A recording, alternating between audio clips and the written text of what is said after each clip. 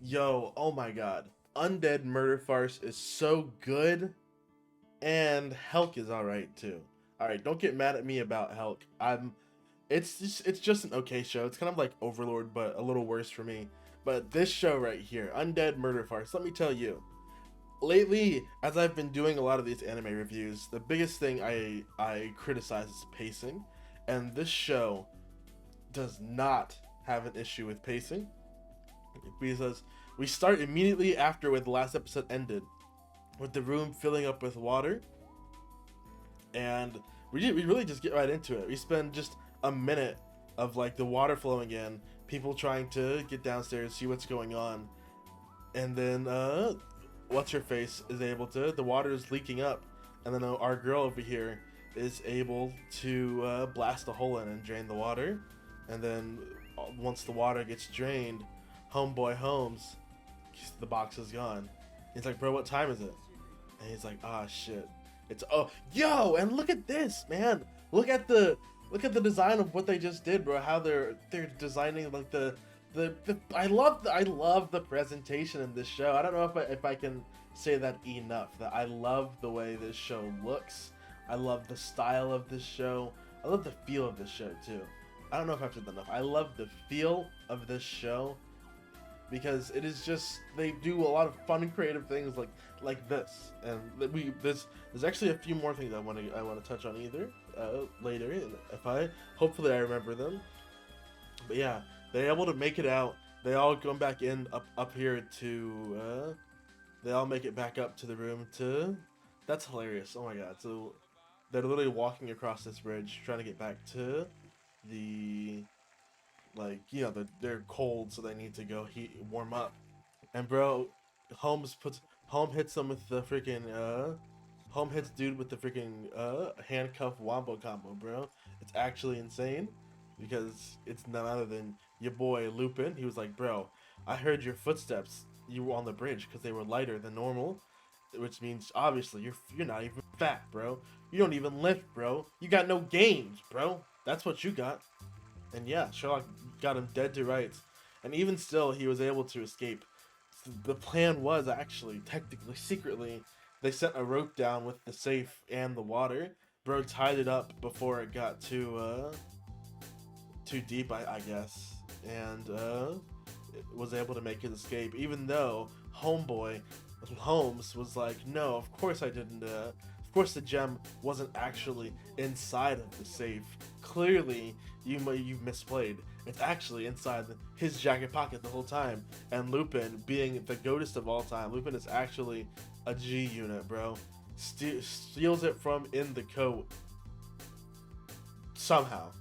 Has already stolen it from inside the coat, despite thinking it was in the vase. Bro is too quick, bro. Bro is too quick with the hands. He's fast motion. I didn't even realize he was voiced by Mayamu. Shoot, what's his name?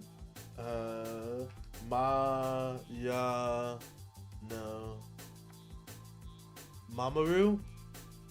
The guy who does, yeah, Mamoru Miyano. The guy who does Okabe and Steins Gate. He did the director in Zombieland Saga. He has had a lot of great cameos, and this is another one of him too. We get we see later on, because my boy actually ends up pulling up. They meet together in this little green room, and bro is like, ah, yes, I have the safe, and I can put the diamond inside of the ultimate safe. And she's like, bro, like truly, we are living in a human age. And the door literally smacks him open, right? Someone finally gets a lick off on Arsene Lupin, and it's like, bro, hell no. She's inside of here too, bro. So not even, we're like a third way through the episode, and already Lupin has stolen the diamond, been revealed by Sherlock, escaped the authorities, met up with the Phantom of the Opera, and is about to be getting exposed. Like this show doesn't waste a lot of time, right? Bro breaks in. Of course, we do need a little bit of a mandatory explanation, and so Aya was basically a secret the whole time. He didn't even know about Aya, because when they first met, she was inside the cage being held by the little girl. So that's how they were able to get the upper hand on Aya, because the little girl didn't talk at all during that scene too. So it's actually like it works in universe too, because Lupin, being a normal person, I put normal in big quotes, being a quote unquote normal person, has no reason to think that there is a headless, a bodiless girl being carried around London. So it makes sense. And bro, she was literally in there with her, bro, holding that thing shut with her jaw the entire time. I'm glad they showed that too, because this show is just so funny. I love the I love this show, man, y'all. And the fight for the diamond is actually pretty fun, because our homeboy racist over here, Dr. McRacist, pulls up, and he's like, I will literally kill all of you. And then there's another explosion, and this is when I realized it was, and then, bro, this is when I realized, like, yo, this show is actually going crazy, because I was just expecting, oh man, it's gonna be a cool fight between the three of them, and nope, turns out, dudes from the last couple episodes, the Victor Frankenstein squad, the old man and his cronies, bro, they pull up, they literally pull up, and just, bro, it's actually crazy, dice that dude up. Some of the wildest bars. Did they show the full body scene, bro? Yes, bro. Them pulling up. There's some demons, bro. They pull up on some demon time. Just for funsies, bro. It looks like it's just for funsies, too. That's the craziest part. They're pulling up just for funsies. Just to say, yo, we here. We about to rock your asses. And then we get our character introductions, too. So this is our main character. We got our character introductions, too. Who is, let's see. Lupin has the diamond. I'm trying to find the. Oh my god! See, bro, why do they keep doing this? They know exactly what they're doing with her too, yo. I love the way this show is amazing. This is Carmilla. You might remember her from Castlevania. She was a notorious vampire. I think she had a habit of bathing in the blood of young girls. I think that's where her real life inspiration. So that's, and then they've drawn her like the craziest Dami mommy. We've got the guy with her is Alice. I can't find the frame. I need to have these pictures pulled up beforehand or something. So Alistair is based on Alistair Crowley. It's apparently a real life British historical figure who used to traveled around the world practicing mystical arts. And then of course Frankenstein is there too. So bro, they literally pull up on this dude and they cut her off. The shots are crazy, bro. I love what they do with the angles too, bro. Bro, they know what they're doing. These guys are having fun and I'm here for it. They're digging it. We're really enjoying this. And then even, bro, she literally, bro, lights a couple dudes on fire. Gets a splatter of blood on her dress, bro. This pan down. They're awful for this, man. They are actually like down bad. The animators are down bad for this show. I tell you what, y'all. They are. They are finding every opportunity. They get one immortal vampire. Like, all right, bet. She's definitely. So, yeah. So these bros are over here having a little fight. Little old homie racist is like literally trying to kill. He's like, bro, forget about him. Forget about me, bro. Go attack this dude. And this is when I realized that this is when Lupin literally is like, he's actually doing the Miata voice this time. So like, this is how you know he's like genuinely in a corner. So he flings it out the window. Everybody jumps up after it. Then Sherlock links up with Aya, and they're about to go do their own thing. They decide to collaborate and investigate since they have some supernatural oddities on their hand. And then this girl right here, the shy girl, she pulls up with a fucking body jumpsuit. She pulls up with it's so dark in this scene too. Oh my god, I didn't realize how dark it was. But she pulls up with the full body, small titty tan girl jumpsuit. And she's out here flinging arrows like crazy, bro. Actually lands a shot on him on the Phantom of the Opera. One's the Phantom of the Opera. Shout out to the girl who wanted the Phantom of the Opera.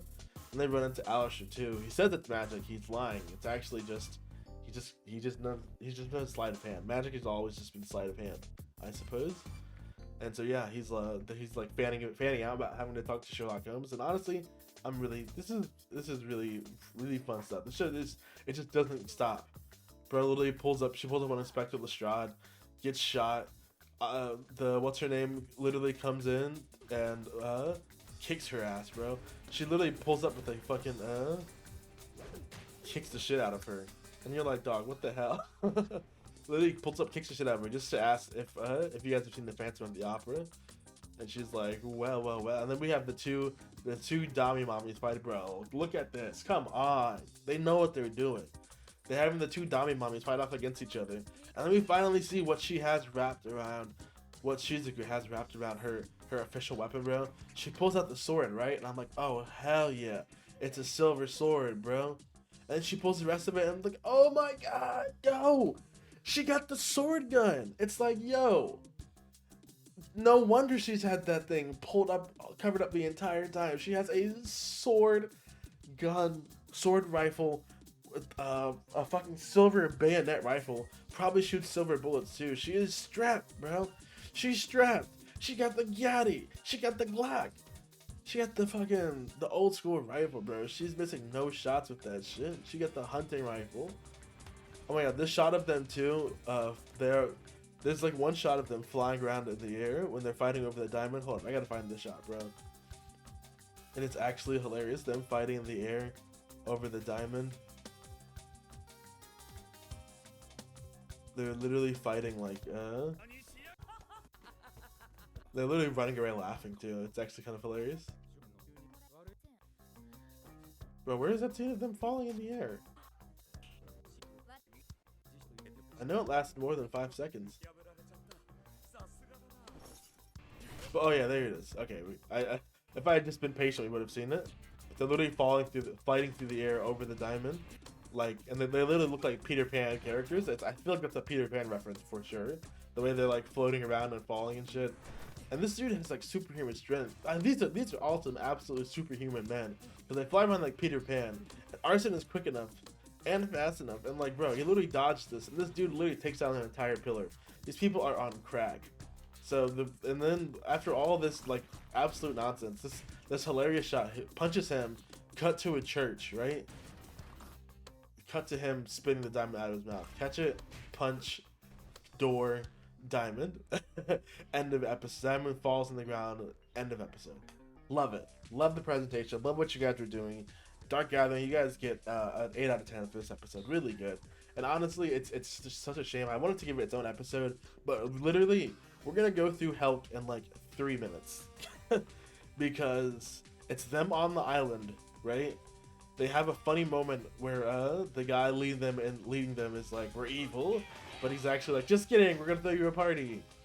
And it's just like, okay, it's funny, don't get me wrong, it's funny, but we are 5 minutes into the episode, and they've just set up, like, we're 8 minutes into the episode now, and it's still just been set up. But now we do get, this is like the only three interesting things happen in this episode. We actually get some Helck and Vermilia talking about everyone, and Vermilia, being the ironic dummy she is like, just because all demons are, you met one demon doesn't mean all demons are good. Not realizing that she met Helck, but she thinks all humans are bad, but she met Helck, who might be on her side. That's a very bit of irony, fun irony there. And Helck goes into explaining that he didn't know those humans used to be his friend, but now that they're awakening and getting wings, they're basically becoming blood driven. So Helck has turned against humanity in an effort to save the world, it would seem to be the case so far. It's not that he hates humans necessarily, it's just that the evolved humans who broke his trust. So all very cool stuff. We get some filler scene of these guys fighting, and then literally 3 demons walking in. 3 demons pull up, and I do like the personality of the 2 dudes. We get the stoic girl too, who doesn't show her face, but they kind of just fuck around for a little bit. I'm not gonna lie, they fuck around for a little bit. There's a bunch of demons, and the halfway minute mark comes in when there's only like 13 minutes. There's only like 8 minutes left in the episode. Less than 8, probably like 7.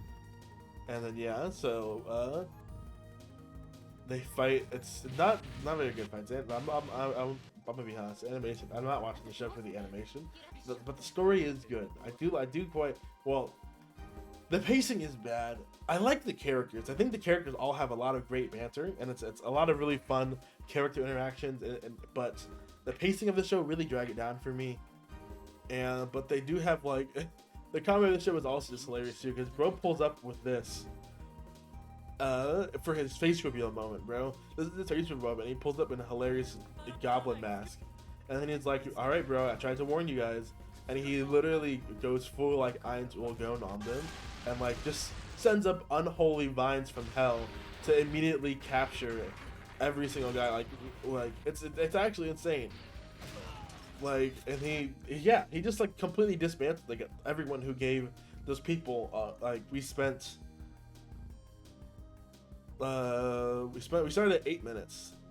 We started like, let's call it 10 minutes in, and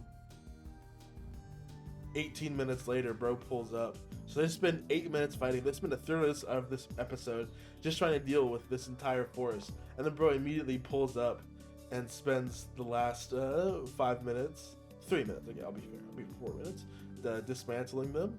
So overall, I'm liking the show Helck, but it's not. It's the pacing is just really slow for me. That's probably my biggest issue with this. So I don't know if Helck will be getting its own videos. I might just throw them in with this one. We'll see. Guys, let me know what you thought of these shows and of these episodes. Are you guys enjoying Helck? Is Undead Murder Farce your favorite stylish anime of this season? Let me know in the comments down below, and I will see you guys in the next video. Peace.